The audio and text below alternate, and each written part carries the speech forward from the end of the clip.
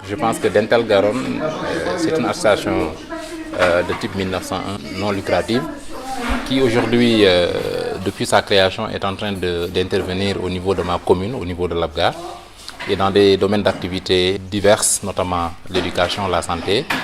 Et aujourd'hui, vraiment, on a senti quand même un effort qui a été vraiment consenti par les membres de Dental au niveau de notre commune. Donc ça nous a vraiment soulagé de voir donc Djeina qui est d'origine labgaroise, qui est aujourd'hui établie ici à Kokuma, donc voilà, et qui a pensé à nous avec l'implication de son association pour l'intervention à l'Abgar. Ceci, vraiment, c'est un geste que nous saluons parce que ça a pu résoudre quelques difficultés au niveau de l'école. Donc il y a eu beaucoup de choses en tout cas qui ont été faites.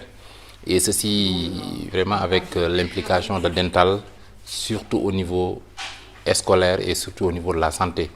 Au niveau scolaire, les enfants, les jeunes qui n'avaient pas en tout cas accès à ce petit matériel, les permettant en tout cas de faire leurs devoirs, d'écrire des leçons, l'ont obtenu à travers Dental. D'autres qui aujourd'hui n'avaient pas accès à la santé ont pu bénéficier de quelques instruments et de quelques médicaments qui ont été acheminés au niveau du poste de santé, si vous voulez, pour permettre aux patients qui viennent en tout cas pour trouver des services au niveau du poste de santé, qu'ils se soulagent et qu'ils aient véritablement toute la santé requise afin de rentrer chez eux indemnes.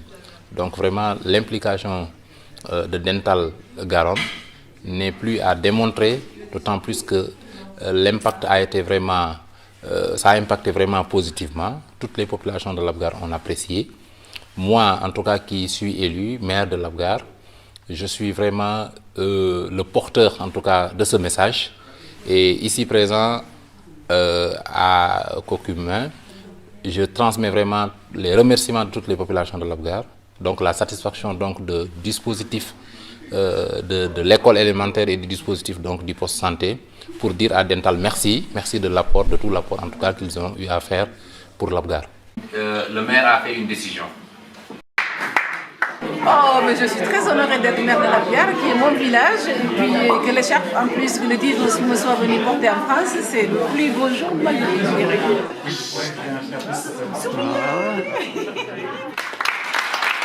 Le village de Kokuma, on a trouvé vraiment un village très beau, avec des populations très enthousiastes, animées, de bonne foi, vraiment qui incarnent une fraternité, donc des relations conviviales avec notre sœur Djenaba, qui est la présidente de l'association.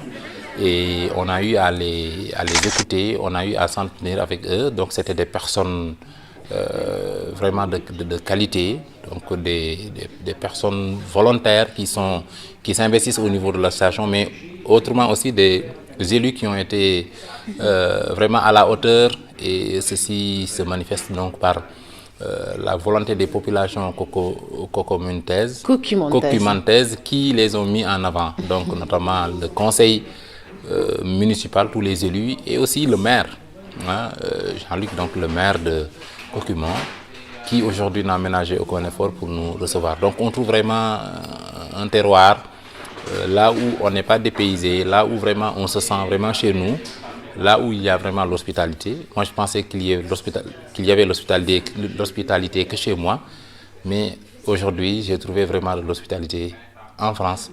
Donc ce n'est pas une surprise, d'autant plus que j'ai trouvé que les autres Français que vous êtes, vous avez adopté notre sœur et qui est avec vous depuis très longtemps et qui voilà, s'épanouit avec vous.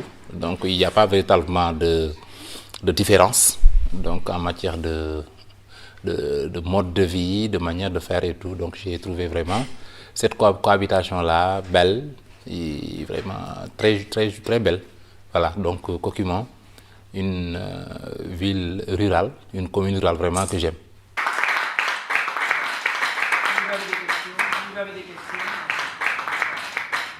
Alors, aujourd'hui, on est en train de vivre vraiment un phénomène que je dirais un phénomène mondial, parce que ça préoccupe toute la planète.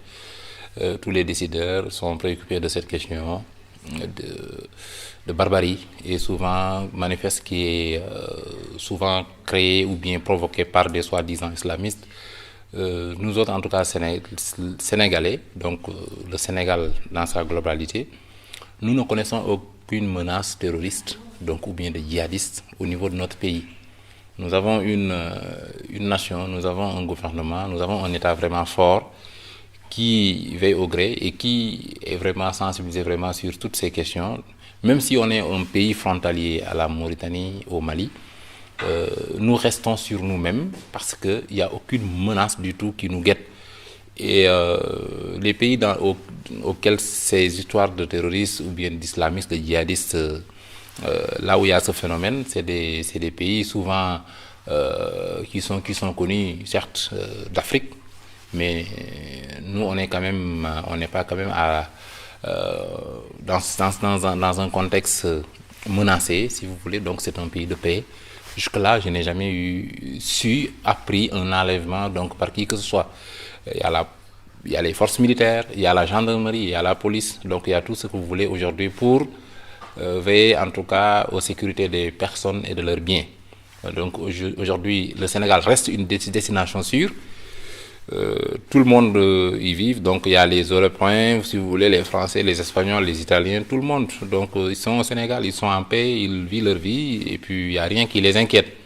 Donc on n'est pas dans une situation inquiétante, on est dans une situation en tout cas de paix, vraiment d'épanouissement et il n'y a rien qui nous manque aujourd'hui en termes de paix au Sénégal. Voilà, donc ça c'est vraiment un message fort à lancer à l'endroit de qui veut l'entendre. On n'est pas vraiment menacé par quoi que ce soit au niveau du Sénégal. On est un pays sécurisé, on a nos forces qui sont vraiment tout autour, qui protègent toutes les populations d'une manière générale.